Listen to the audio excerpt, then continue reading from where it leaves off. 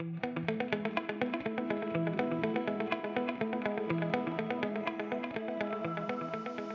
the region of $300 billion a year of economic value added through our members.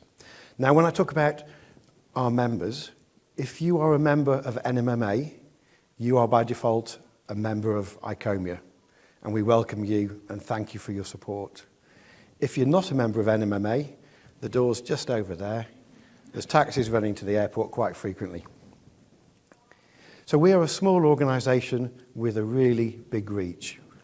We've been in business since 1966. We're a not-for-profit organisation, and we fight really hard to maintain our independence, our integrity, because the beauty of having one single voice that represents the entire industry is that people listen when we come and talk to them. If you imagine you're a politician and somebody from Tohatsu comes knocking on your door to campaign about emissions, you can't really talk to them because they represent Tohatsu. But if a body that represents the entire outboard engine industry or the entire recreational leisure marine industry comes to talk to politicians, they're really, really interested.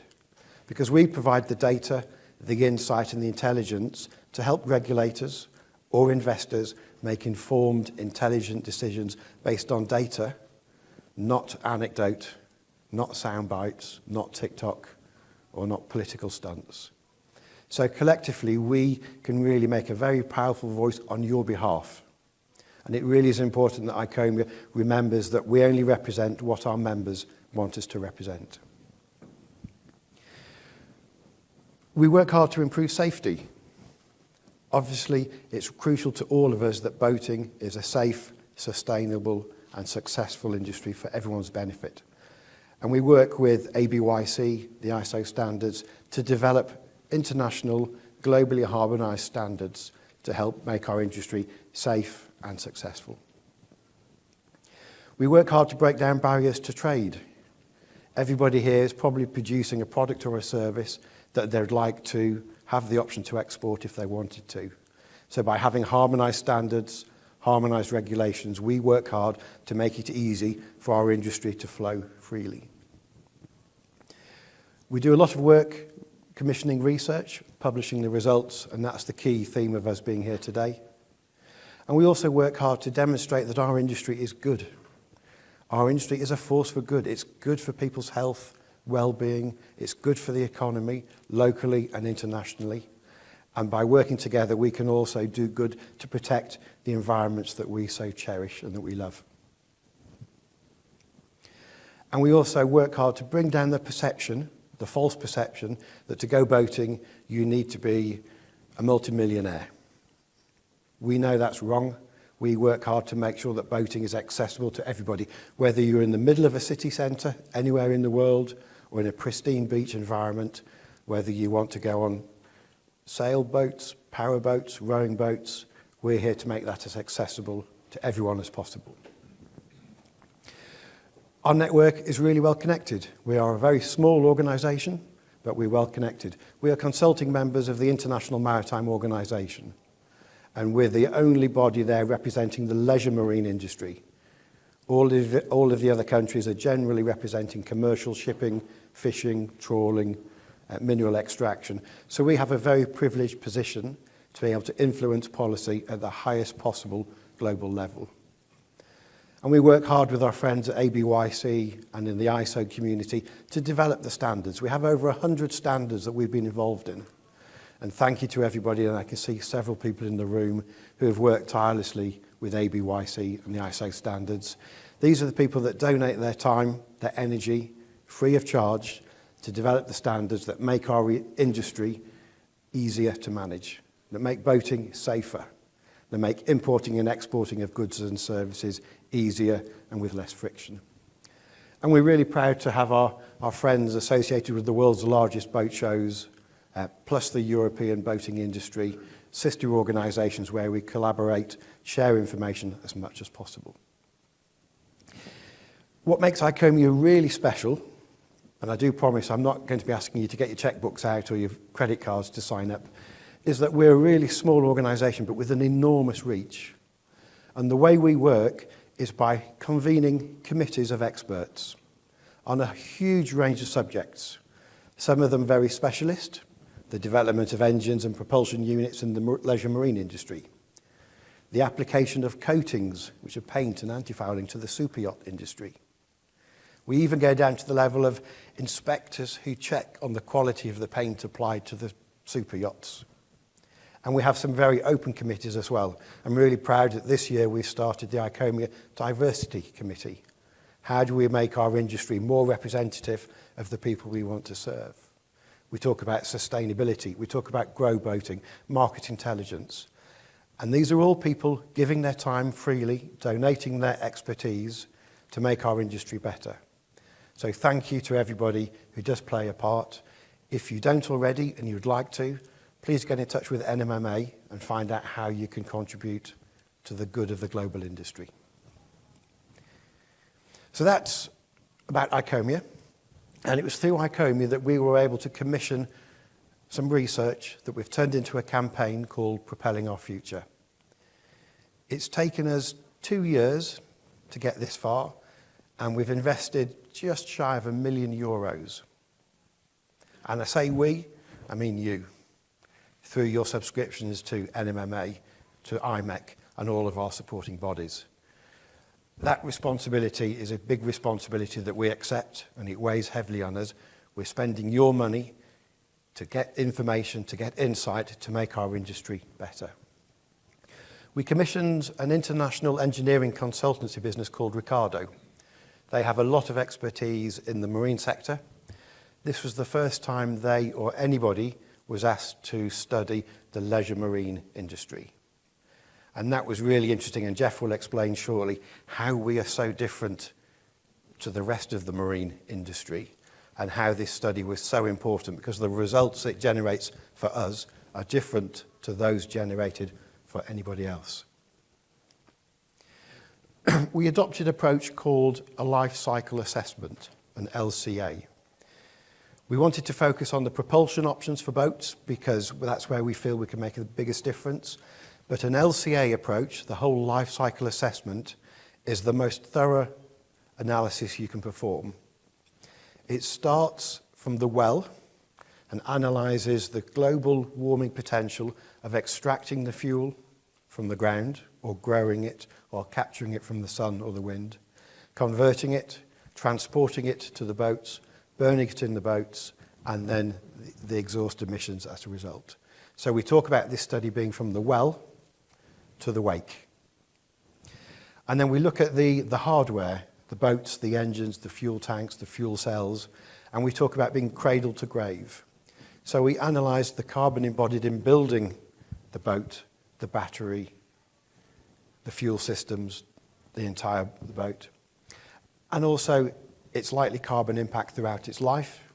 And at the end of its life, how can we responsibly dispose of those boats or those components of the boats, and what would be the carbon impact associated with that? So that's why it took 2 years and a lot of money, because it's from well to wake for the fuel and from cradle to grave for the boats and the components in there. The study was peer-reviewed by 3 leading university experts and also followed the ISO accredited standards for LCA analysis. So by far, it's been the most robust, detailed, scientific and impartial work ever done. And why did we choose to do it? Well, I'm sure you all know about the Paris Climate Agreement. I keep being surprised, having presented this for a year now, to achieve 1.5 degree, our emissions must peak before 2025. That's less than 100 days away. So we're way behind where we need to be. So this is really urgent to us.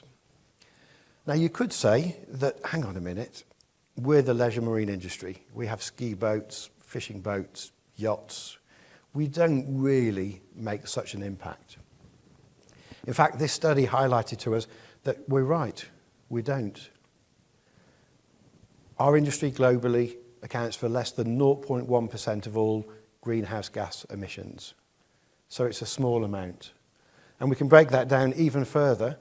if we look at the proportion of CO2 emitted in transportation, we are just 0.4% in Europe and 0.7% in the US, using less than 1% of all of the gasoline purchased in the US.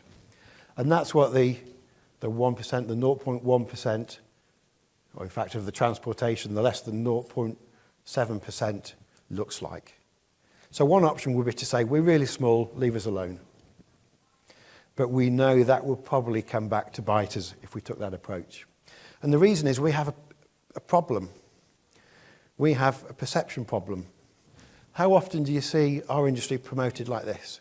Big, heavy, going at 30 knots, all engines blazing, flat out. And of course, we are a discretionary industry where it's easy for people to make us targets. Those of us that share our passion for our industry know that in reality, our boating experiences are more like this. We instinctively know that time on, in, under, around the water is good for you. It's good for your mental health, your physical health. It's good for life. We go onto the water, yes, to get adrenaline, to ski, to race, to surf, to compete, to fish, to relax, to swim, to sleep, to reconnect with ourselves, reconnect with nature. So we have this inherent responsibility that we must protect these places so that the next generation, our children and their grandchildren, can also have access to these pristine environments and the experiences that we all enjoy. So that's why we take responsibility. That's why we want to do this research. That's why we share these results, because we want to show the world that we are taking responsibility and we're doing the right thing to minimize our impact we make. So when we finally got to the end of the study, we ended up with a big report, 600 pages, looking at the entire process from well to wake and from cradle to grave of the boats. I'm going to hand over to Jeff now, who's going to read out those 600 pages for you over the next 2 hours, so make yourselves comfortable. Jeff, thank you very much. Thanks, Joe. Appreciate it. Again, thanks for the opportunity to talk this morning and explain a little bit more about the study in depth on the technical aspects of it. So what we basically did is we took a look at 5 different power system options that we have for boats. So baseline gasoline and diesel was one. Then we looked at sustainable marine fuels, both on diesel and gasoline replacements. Hybrid electric, combination of internal combustion plus battery electric.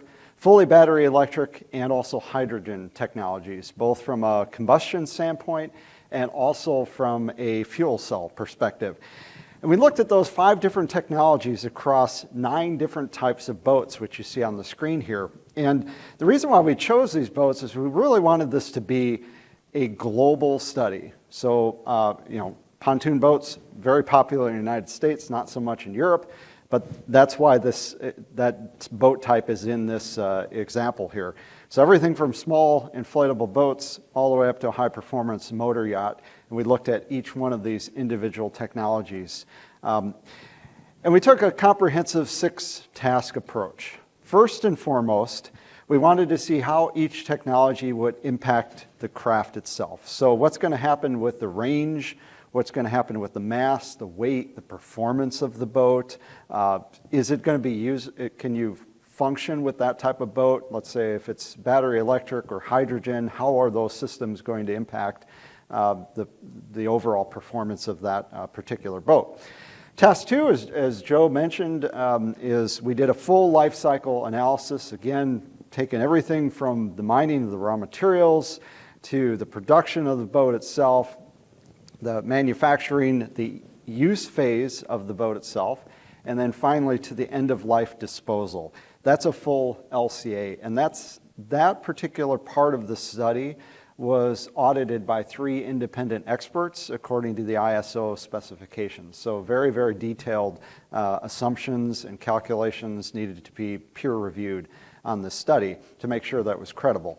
The next task was to look at total cost of ownership, and we're talking about what as a manufacturer are you going to need to invest in CapEx? What is the consumer going to pay in terms of operational cost, total purchase price for each one of these technologies? Obviously, if there's a particular technology that may do really great on life cycle assessment, but it costs too much money for the consumer to buy, then we need to know that information as well. So that was a very detailed part of the study as well, is to look at total cost. The next phase was the boat power systems for each technology. So ease of implementation, how feasible is it going to be to manufacture these boats with these new technologies? What's going to happen with the noise, vibration, harshness of the boat with different technologies, life expectancy of components and the rest. And then we looked at infrastructure. So what's going to happen if you want to put in, let's say, for example, a hydrogen fuel cell or hydrogen refueling station at a marina? What's going to be involved with that? What are the challenges, the costs associated with it, and the rest? Those became the 6 essential tasks that we went through in this 2-year project. And again, nearly 600-page report, which I'm not going to read to you, Joe, even though you'd like me to. But the key finding of this is that there is no one-size-fits-all solution for our industry to reduce carbon emissions from propulsion. There are no one-size-fits-all solutions. A lot of people want to compare what's happening in the automotive industry with what's happening with recreational boats. They think, cars are going electric. You see that? Sure, recreational boating is going to be exactly the same thing. They'll just transfer the technology, be done, everybody's happy. That couldn't be further from the truth in terms of the challenges that are associated with that. Number one, first and foremost, recreational boats have a very long useful life, typically 30 to 50 years, okay? There's not a lot of people driving around in a 30 to 50-year-old car, but we see a lot of older boats out in the fleet. The turnover is very, very low. I mean, in the United States, we're selling about 250,000 to 300,000 boats a year. That's it. That is the limit of what our industry is selling. So fundamentally different in terms of the volume, the turnover of the fleet, and the rest. The next point to make is that there's a significant energy density difference between what you can do with a car that's operating on the highway versus a boat. It takes about 10 times the energy to move a boat through the water compared to a car on land. So a lot of folks don't realize if you had an electric car that had, let's say, a 350-mile range, that same electric car would only have about a 35-mile range if it were operated the way that a boat is operated. So very, very fundamental differences in the amount of power that's required to move a boat through the water. The other thing I like to mention is, if I ask a question, what are the majority of cars doing around major cities around our globe right now? You see, they're stuck in traffic. They're being used. I'm from Chicago, so I know traffic. It's horrible. You get stuck in traffic all the time. Cars are on the road. If I ask the same question, what are the majority of recreational boats doing around the globe right now? And the answer is nothing. They're sitting around at marinas. They're sitting in people's backyards. Again, I said I'm from Chicago north. 7 months of the year, my boat's winterized under a tarp in my backyard. Very, very fundamental differences between automotive and recreational boating. So let's talk about some of these results. First thing I want to mention is it's not possible to do direct comparisons of technology in all instances here, and I'll give you an example. So if we take a look at our baseline internal combustion powered boat here, it's got a range of 14 hours or roughly 166 nautical miles. That's as the boat is today. If we wanted to convert that boat over to battery electric and we wanted to match that performance, 14 hours and 166 nautical miles of range, this is the size battery that we would need to do that. The problem is it's 820% larger. The mass is it's 133% heavier. So you would sink the boat. You cannot put enough battery into this boat to match the range. So what we needed to do was to do a optimization, so trade-off. We reduced the size of the battery pack to a point where we can actually, fit it in the boat, and you can see the impact that has on range. We go from about 14 hours of use over the typical duty cycle to 3 hours or 35 nautical miles. So I wanted to point that out as we start to look at some of these results. So here's our first boat. This is a pontoon boat. It's used for roughly 35 hours a year, which is very typical. Boats are typically 35 to 48 hours per year annual use. Its lifespan is 38 years. And here's what you're looking at here is the baseline life cycle assessment normalized to 100%, okay? So this is everything that's went into that boat, from the raw materials, the production, the in-use phase, the end-of-life disposal, equals 100%, okay? So if we converted that boat over to a hybrid system, so using both electric and internal combustion, you'll see we have a slight increase in overall CO2 greenhouse gas emissions over that vessel's life. If we move to a fully battery electric, we have about a 10% reduction. But keep in mind the impacts to, we're not apples to apples on the range and performance, but we do have about a 10% reduction in overall greenhouse gas emissions. Using a drop-in sustainable marine fuel, for example, gives us the ability to lower emissions by about 60%, which is quite significant. We also do see some benefits in terms of reduction with hydrogen as well. Take a look at the next boat. This is a displacement motor boat. This shows kind of the opposite. You see our baseline at 100%. Moving to a hybrid, we increase emissions by about 10%. But we nearly double the amount of greenhouse gas emissions when we go to electric in this particular example. And that is because the size of the battery pack that's required to meet at least the minimum range for this vessel is very, very large and energy intensive. Plus, the boat has a longer lifespan of 45 years. So that includes replacing that propulsion system multiple times throughout its useful life. In this particular example, we see drop-in sustainable marine fuels reduce emissions by about 40%. And you can see what happens with hydrogen.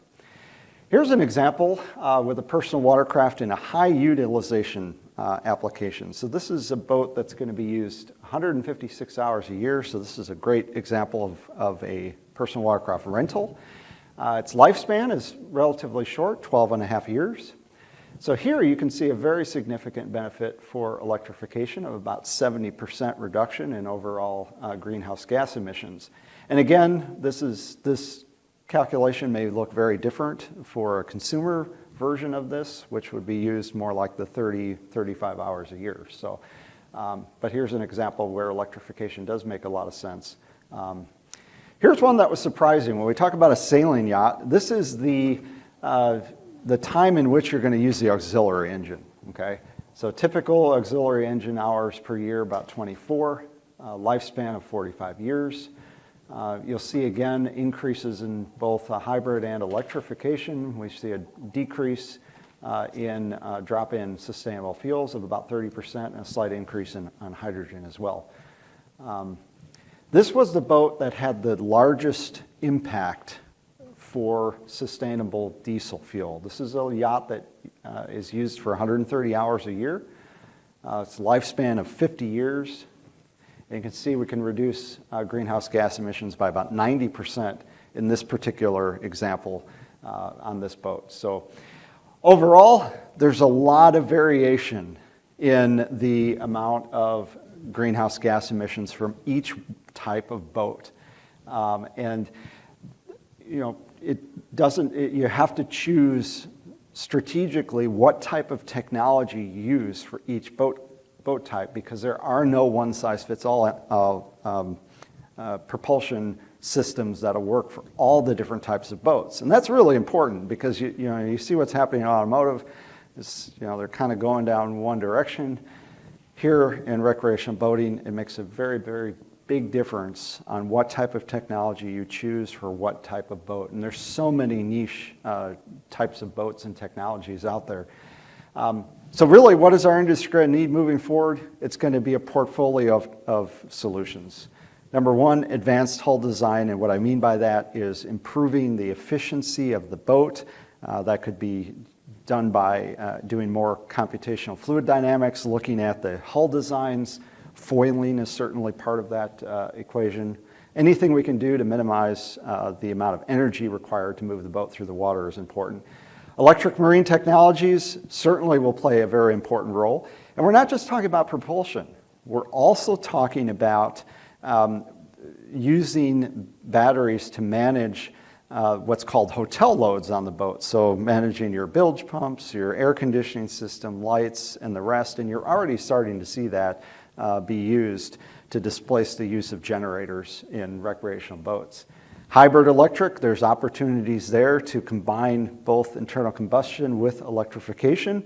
Gives the ability to operate in sensitive areas on fully electric or perhaps around docks and the rest, and then use the internal combustion engine to meet your range requirements. Sustainable marine fuels play a significant role in our ability to minimize emissions from the fleet, the 12 million or 30 million recreational boats that are used around the globe, and as well as other advanced technologies such as hydrogen and the rest. One thing that doesn't get talked about very much are the sustainability initiatives in the production of the boat itself, choosing the right materials. I mean, these are things that drive a lot of carbon emissions are in the materials selection, production, and distribution. We have an opportunity, certainly boaters have been longtime conservationists, and we have an opportunity to further expand that as well as we talk about these efforts to minimize emissions. So with that said, I'm going to pass it back over to Joe just to kind of wrap things up. But again, very comprehensive study. There's tons more data that we'd love to talk about, but we just want to give a little bit of high-level overview to you. So pass it back over to you, Joe, and then we'll take some questions. So. Thank you, Jeff. Great summary. If there are technical questions, please look to Jeff. So what have we done with this report? We've had this report, we launched it at MetStrade last year, and since then we've been busy taking this information around the world. We've presented this at various boat shows, we've had meetings with government bodies, regulators, the EU Commission, literally all around the world to share this information. Because if you remember how I started, we talk about ICOMIA's purpose is to make our industry safe, sustainable, and successful. And we want people to make decisions, policy, investment choices based on impartial, scientific data. We're campaigning for governments to encourage the investment required to unlock the innovation. What can we do to help governments support universities or engineering companies develop the next generation of batteries, of foiling, of control? How can we get the grants in place to make sustainable marine fuel easily accessible to everybody that wants it? Because that's a change that we could make to 98% of the boats out in the boat park tomorrow. And that would make a big difference. That technology is there. So we're campaigning to stimulate both the supply and the demand for that. I started off by saying that this work was really just the first stage of a campaign of propelling our future. Jeff, myself, and many colleagues are already working on the next phase of this analysis, where we'll go into greater detail about the construction techniques and methods used for boats.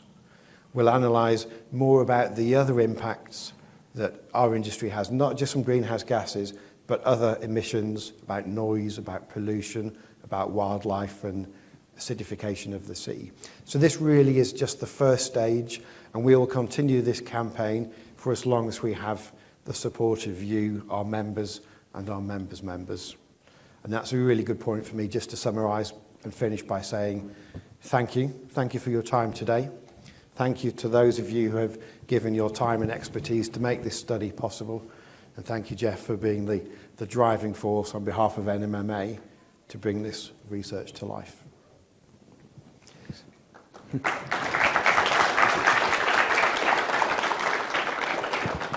We're still good for time. If anybody has questions, Jeff will be very happy to answer them. Thanks, Joe. Yeah. Yes, sir. Super interesting. Thank you very much.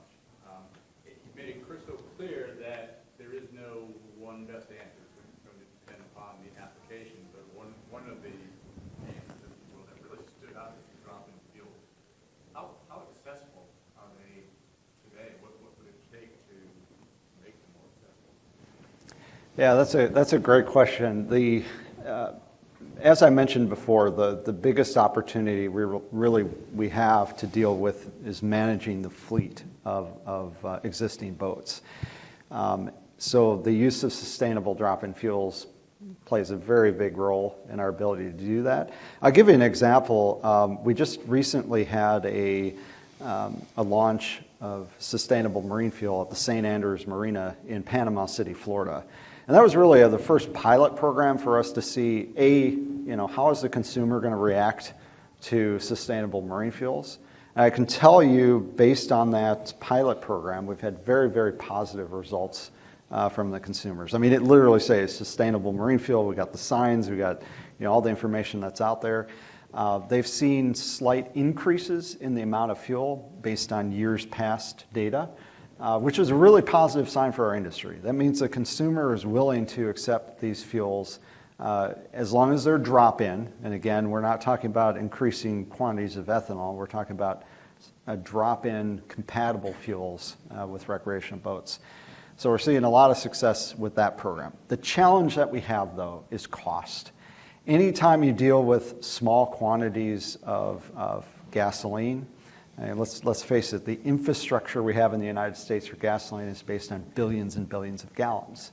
And if you come with 10,000, 50,000, even 100,000 gallons, and that's just absolutely not enough fuel to drive the cost down. So you can't use pipeline or barge because they're too small. So you got to rely on trucks or rail transportation. Then you got to do splash blending at local terminals. You need to find distributors that are willing to go that extra route, to go those extra steps. You've got multiple tax challenges that are associated with that. You got tax on the sustainable marine fuel, you got tax on the base gasoline, you got tax that's coming from getting the fuel, sustainable fuel from Texas, for example, into Florida, so that's another tax. It's like everywhere you look, there's a roadblock because the system was put together to handle billions and billions of gallons, and they're chasing pennies, okay? So to change that infrastructure, it's going to take, recognizing the need for it. And I think recreational marine has a very unique need for sustainable fuels, just like aviation. Energy-dense liquid fuels are going to be important. So I think from an advocacy perspective, we have to start to change that mentality a little bit, make it a little bit easier to get some of these niche quantities of fuel out in the marketplace. And we've never had anything directly associated with recreational marine before in terms of policy. So I don't know if that answered your question, but it's... I think the most critical thing you pointed out is that it could have an immediate impact on upwards of 12 million boats. Today, right away. Right away. This is the tiny sliver of boats that are going to be sold with these other technologies next year and years after. It's a great way of buying time until those technologies are more accessible, more affordable, and everywhere. And I think I'm right in saying nearly all of the engines produced today, the warranties will be valid for sustainable fuels. Yep. You don't have to change anything. That's why we call them drop-in fuels. Yes, Rebecca. In general, how has this been received throughout the industry? Shall I take that one? Yeah, go ahead. It's been really interesting. When we first published the report, there were some people who had significant vested interests, and a very small minority of those people with vested interests said, no, we do electric propulsion, we're carbon free. And we said, no, you're carbon free at the point of emission, but you can't claim that the entire process is carbon free. What's been really interesting, though, the more we've talked about it, the more the industry has said, we need this information. I can give you two anecdotes. I can't give you any data, but I'll give you one anecdote. I was lucky enough to present this to the Chief Executive Officer of the Singapore Harbour Authority. So he has a lot of boats under his remit and a lot of big ships coming in and out.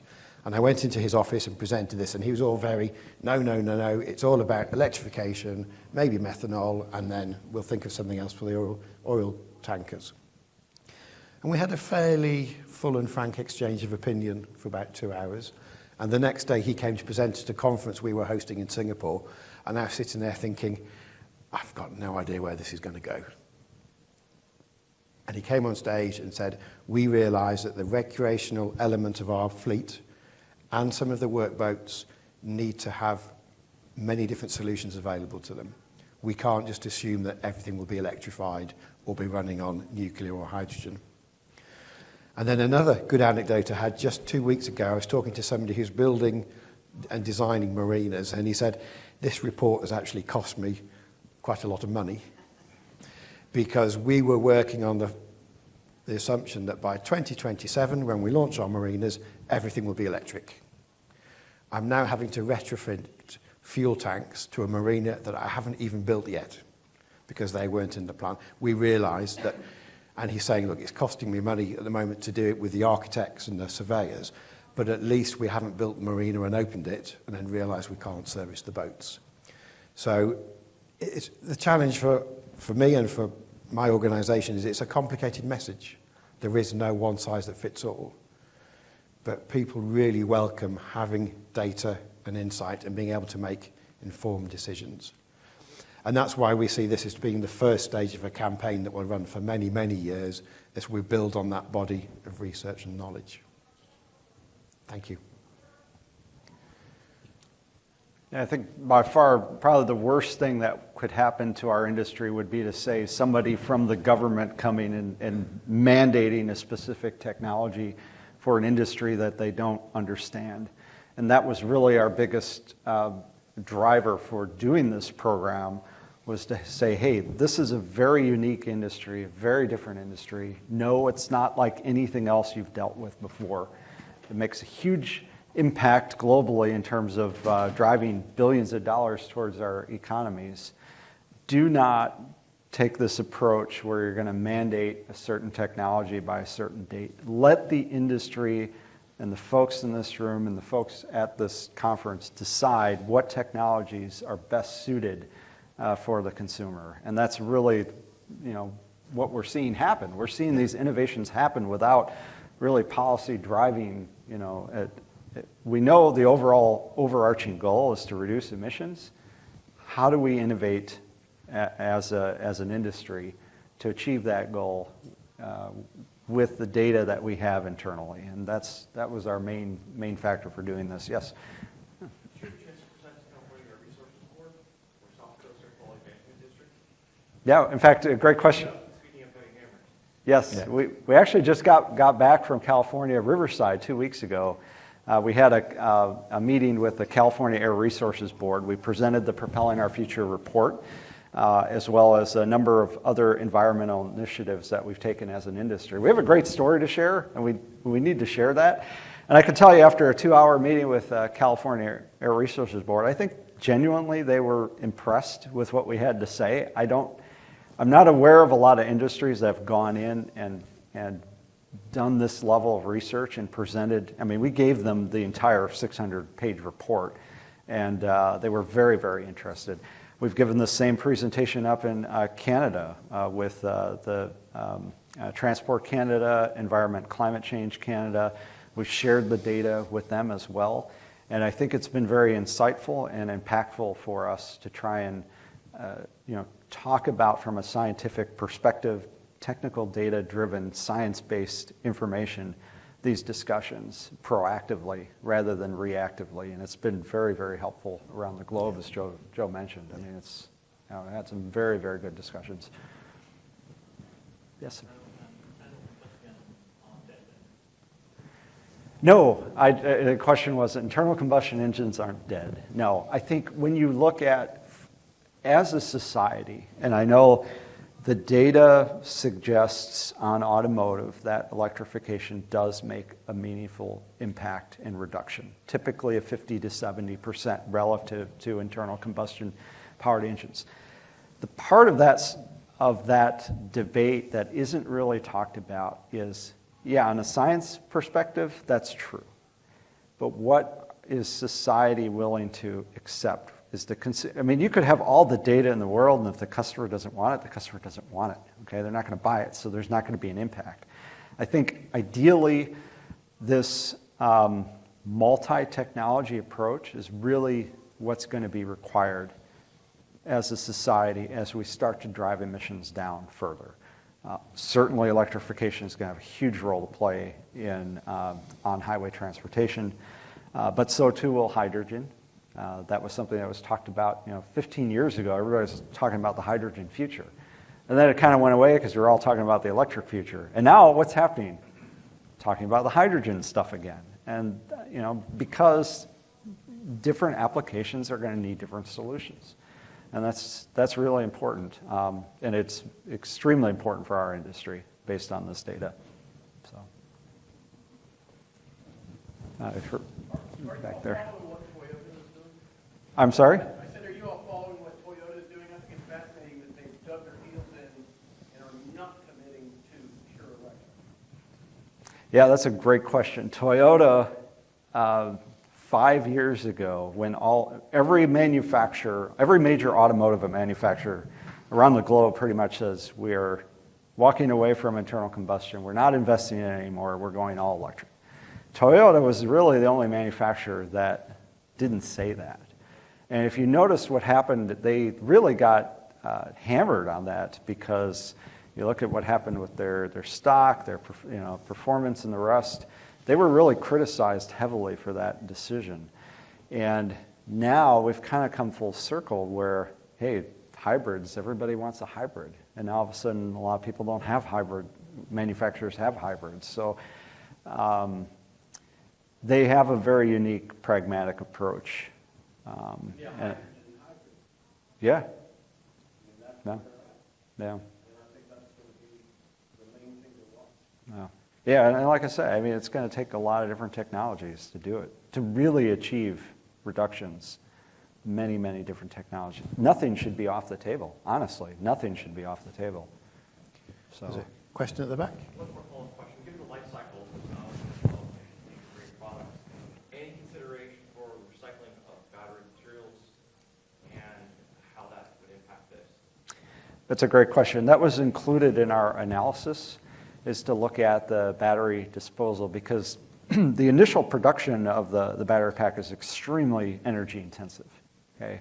That's where you get a lot of the greenhouse gas emissions are produced in just producing that battery pack. Then once that battery pack has reached the end of its useful life, then it needs to be properly disposed, recycled to the extent possible, and a new battery pack produced. So